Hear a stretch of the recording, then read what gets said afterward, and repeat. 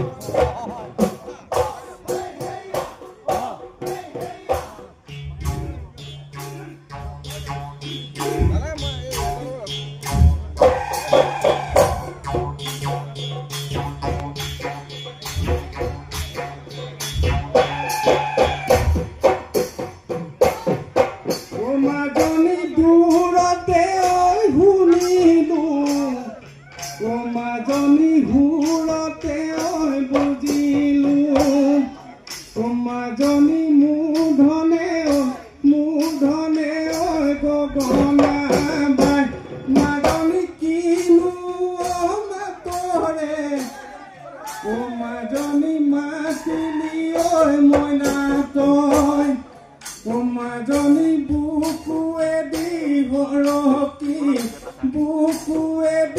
হৰকি যায়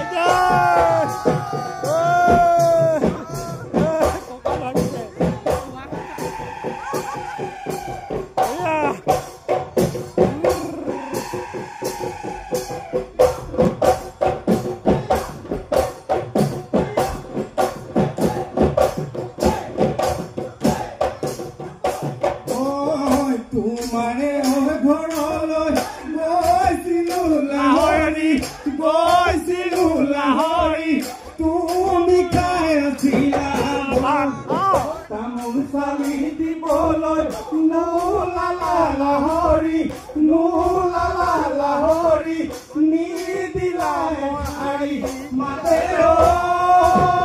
মোহনা কৈ দিয়া মনৰে কথা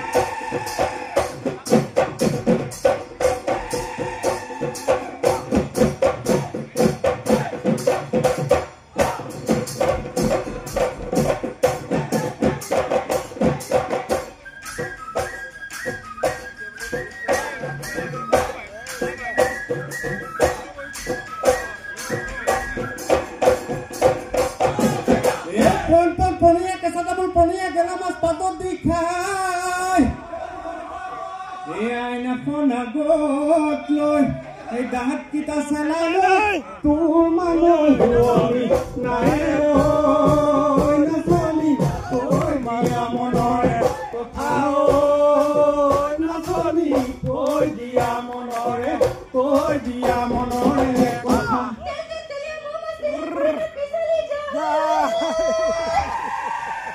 তই যে ভাবিছ হয় কিয়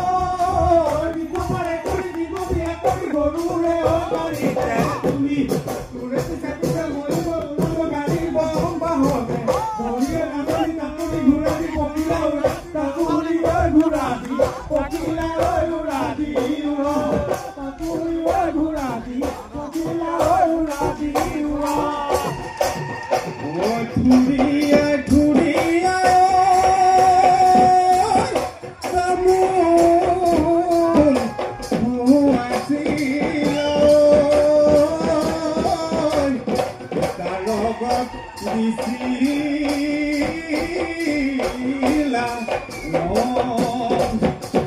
হেনু কামুখনি কৰিলা মনত গাইছিলা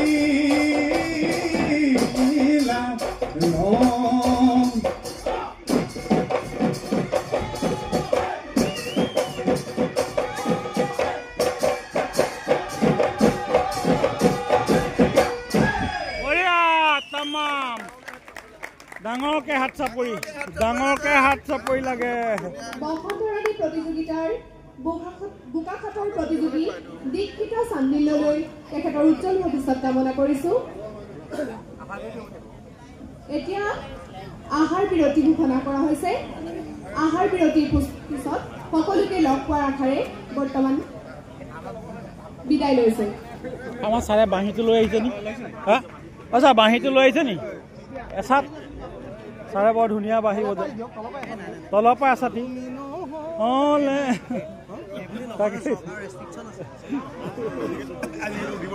আজি নোৱাৰি। ঠিক আছে, ভিউৱাৰ্ছসকলক আমি দেখুৱাইছোঁ এটা পৰিৱেশ। এতিয়া সময় যিমানেই নহওক বাৰু আমাৰ বিহুৱতী আহি আছে, মৌ বিহুৱতী, জেং বিহু আৰু বৰ বিহুৱতী আহি আছে। গতিকে এতিয়া আহাৰ বিৰতি লৈছোঁ। তথাপিতো আমি পুনৰ আপোনালোকক লাইভত লৈ আহিম। আৰু কেন্দ্ৰীয় বসন্ত উৎসৱৰ বিষয়ববীয়া আহিছে।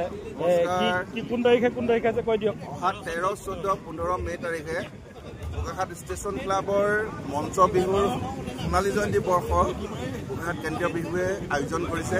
আপোনালোকৰ সকলোৰে উপস্থিতি, সহায় সহযোগিতা, দিহা পৰামৰ্শ আমি আন্তৰিকতা কামনা কৰিছোঁ। বৰ্ণাঢ্য কাৰ্যসূচীৰে অনুষ্ঠিত কৰা হৈছে। আপোনালোক আহিব, সকলো লগ পাম। কেন্দ্ৰীয় বসন্ত একেলগে নাচিম, একেলগে গান গাম আৰু একেলগে খাম।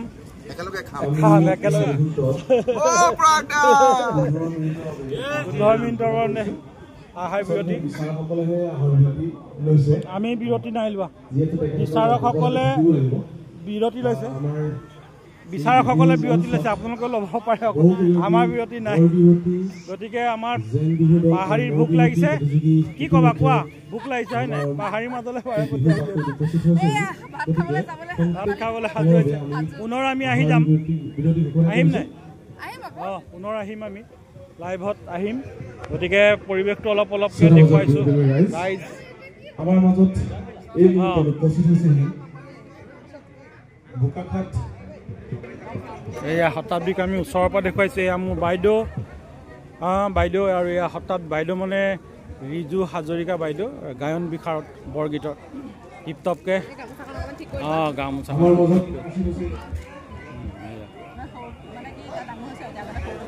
সৰুতে পোৱা হয় নাই?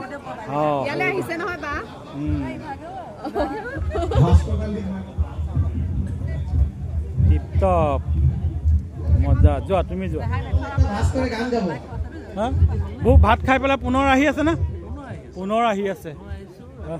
ৰাতিপুৱা 7টা বজালৈকে আহি আছে। মানে আমি যোগদান নিশ্চিত কৰিছে বহুত কেইগৰাকী বৰ বিহুৱতীয়ে। গতিকে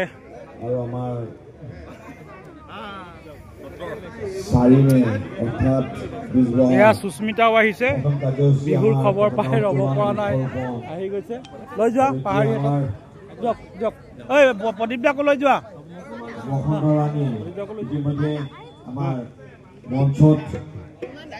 আমি যোৱা, খাই লোৱা। থাকিব দিয়া, আমি আছো। ক'ত কৈ আছে ভাস্কৰে? চলি আছে। আমাৰ মাজত কোন আছে? আমি আমন্ত্ৰণ জনাইছিলো। তেখেতৰ দায়িত্বৰ লগতে আমি সকলোৱে তেখেতক আমি শ্ৰদ্ধাৰে কি কৰিবা? আমি শ্ৰদ্ধাৰে দেখুৱাই দিছো।